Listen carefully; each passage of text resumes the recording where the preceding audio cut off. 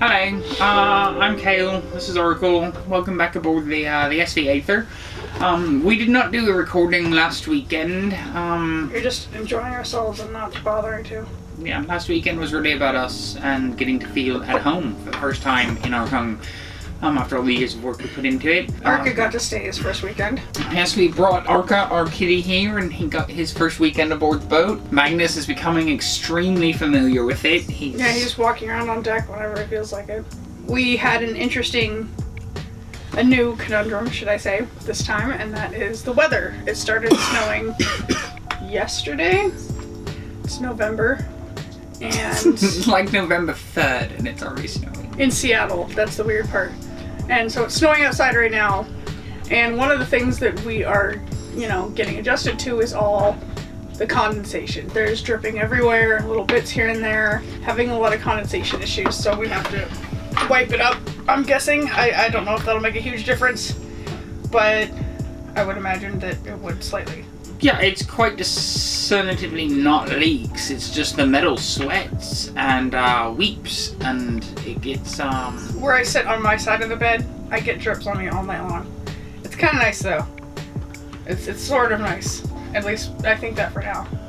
So because we have that very cold bronze and then a warmer inside, it just sucks up moisture from the air and. But it is very warm inside. Like, a lot of people complain about boat heat and that sort of thing, about not being able to keep the space heated up, and we're fine. Maybe it's the, really, really, really thick fiberglass that this hole is made out of, but we turn on a heater once it's, freezing cold in here. 10 minutes later, we're good. We have to, crack a window to not be really hot. I personally am in love with the diesel stove heater thing, because I like it. I don't see how other people could dislike diesel stoves so much. So we pumped less than a litre into our day tank, which is a gallon. We have not added any fuel in 2 weeks. And I've run it as a heater and a stove, and it sips this tiny amount of diesel. We've been getting really great food from a local store called Trader Joe's, which is in a lot of cases cheaper than Walmart, which is really shocking. So I'm sure a lot of people watching out there are familiar with Trader Joe's, but see, I had always assumed, and this is my fault, that Trader Joe's was just another Whole Foods. I was going to go there and they were going to want my firstborn child and some of my internal organs in order for me to get healthy food. Mm-hmm. We walked into a Trader Joe's and I was looking at the price. I was like, wait, does that really say 99 cents for something I'd spend $6.99 for at this? I think the most we've spent there is $50 on one trip for 2 whole bags of food. Which would have been well over $150. It's just, it's mind-boggling. Or at another store. Their selection is very limited, but it's 50% or less of what you pay at a normal grocery store, and so you go and you get what you can at Trader Joe's, and then you get the rest at your normal store. We have been working to make this more homey, and putting in pretty things here and there. There's still some issues, Kuan Yin up there needs to be secured down, and we have no idea how we're going to do that. So our Kuan Yin statue up here weighs about 15 kilo, 30 pound. If she falls on someone's head, they're done. If she hits the deck, she's cracking boards. Yeah. And but she's gorgeous, and she's solid bronze. So she really just doesn't move easily. But when we're heaving to, or we're keeled over at 45-degree angle out on the sea, I don't want her killing someone. This has already been secured with double-sided sticky tape. Oh, the Marina situation. So we originally planned to be in the, and the other day when we went down there were all of these new requirements for, specifications on insurance and all this other stuff, and because we have somebody else carrying the lease right now, we are not currently on the insurance, and weren't. And so they're like, we need to do this, and I think the more impactful part of it was they kept repeating things to us over and over again, which they've never done. We were dumb and we couldn't figure things out the first time you would say them, and they just kept really pressing that in, and they kept going out of their way to be like, oh well, by the way, there are these rules that you already know about, and let us repeat them to you, and if you break these rules, here are the consequences. Let me tell you about that again, let me tell you about that again, let me tell you about that again. And we really kind of felt like there was something going on. See, at this marina previously, we had come to the point twice before, this would have been the third time that we have gotten a slip there, of you know, people being like, oh, your boat's about to be ready, you should probably get a slip, go and get that slip.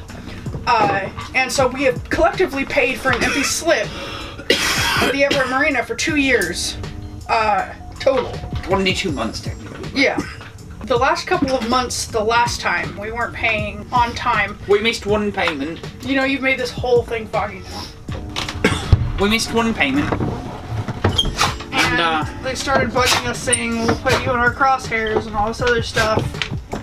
And I think that left some kind of assumption that we were troublemakers, even though we had been paying for nothing this whole time.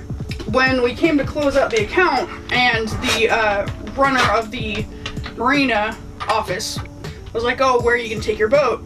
And I informed her, there has been no boat this whole time.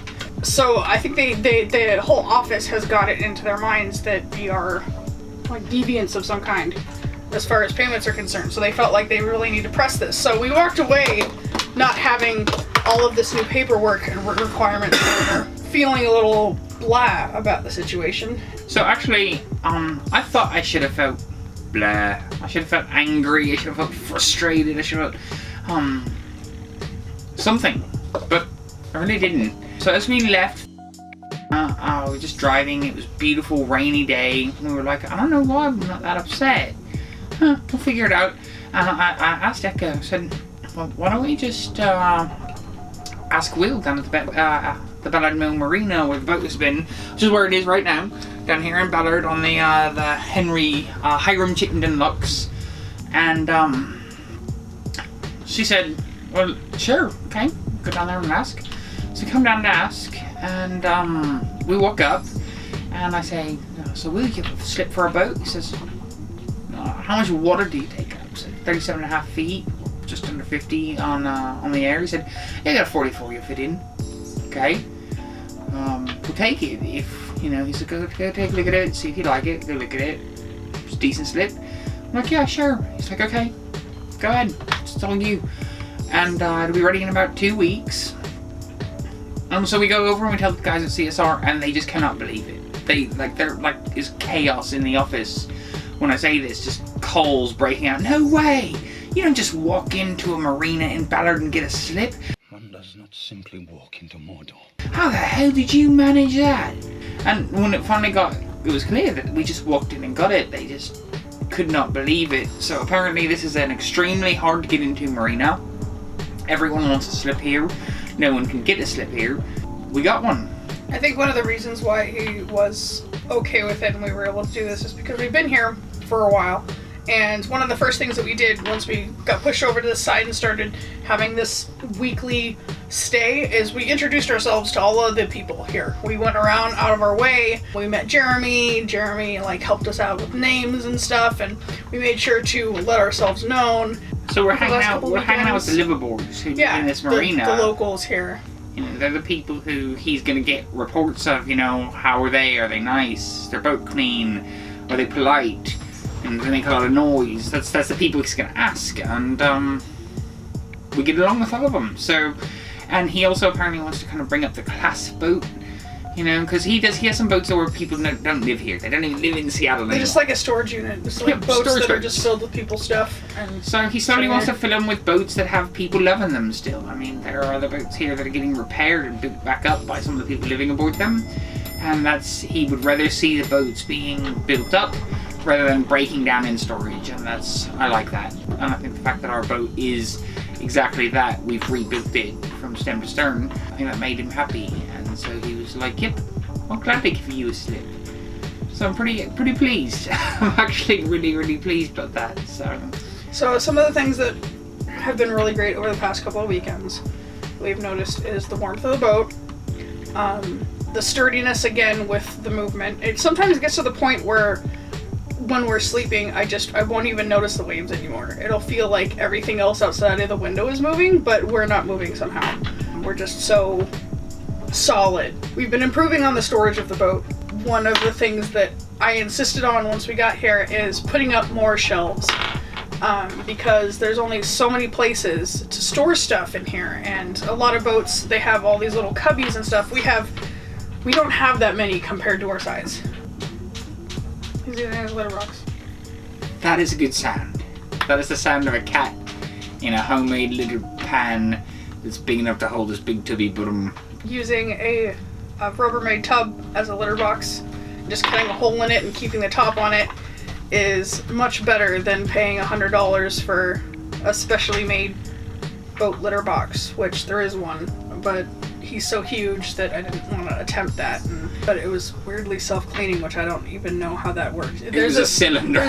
Yeah, it was a cylinder, and there's this thing in the side that looks like it catches the poop, so I'm guessing you just roll the litter around and then pull the thing out, and I guess that's self-cleaning. Then you just dump it over the edge or something. Commodore Arca has decided to make an appearance. This is Arca. I'm amazed at how much food really fits in that fridge. You look at it and you're like, oh, well, we got screwed for fridge space. And then you find yourself with your chest flat down on it and your arm all the way back in the hole to reach something, and you're like, okay, maybe even when I pull everything out of it and I was cleaning it originally, I need something on the end of something, because I was completely off the ground with my whole torso inside trying to reach and clean the bottom, and I couldn't make it. One of the things that we did is we covered the whole bottom in Arrowhead square bottles. It's easier to keep a smaller space cold, so that's a lot of dense area. Once it's cool, the rest of it's going to be cooler, easier. Gamers. One of the other negatives that I would like to talk about is the fact that we have found, as tabletop gamers, we are going to run afoul of a very large lack of book space. One of the things that we would like to talk about is a couple of apps that we are falling in love with. At least these ones are for D&D 3.5. Being on a boat and being premium for space, one of the things that we have found very useful, and people that we would like to thank, are the creators of a few apps that have to do with keeping your character sheets, because one thing about being gamers is you have a lot of character sheets, people that you want to put away and possibly come back to and remember, and that takes up a lot of space.